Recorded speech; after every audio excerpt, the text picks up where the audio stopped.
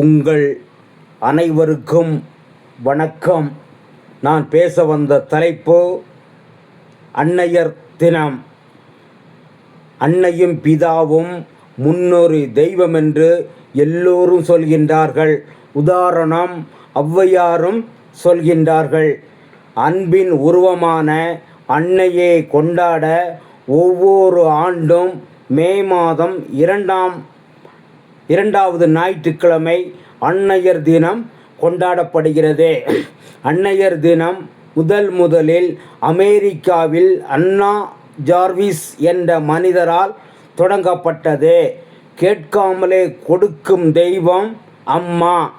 பல காவல் தெய்வங்கள் இருப்பினும் அம்மாவை போல் நம்மை காக்கும் தெய்வம் யாரும் இல்லை.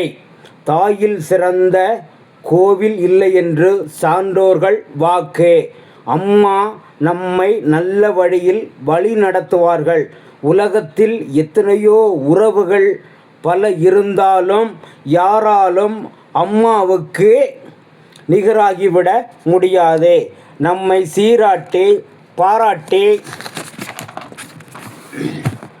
வளர்த்த அம்மாவுக்கு நன்றி கடனாக அவர்களை இறுதி காலம் வரை நல்ல முறையில் பாதுகாப்பது ஒவ்வொருடைய பிள்ளைகளுடைய கடமையாகும். மாதா, பிதா, குரு, தெய்வம் என்று தாயே முதலிடத்தில் வைத்தார்கள் நம் முன்னோர்கள். வயதான காலத்தில் அம்மாவை நல்ல முறையில் கவனித்து கொள்வது ஒவ்வொருவருடைய கடமையாகும்.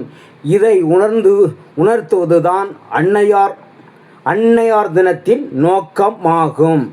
தாய்மையை போற்றுவோம், அம்மாவை பொக்கிஷமாய் பாதுகாப்போம். நன்றி. உங்களுக்கு பிடித்திருந்தால் ஒரு சப்ஸ்கிரைப் செய்யுங்கள்.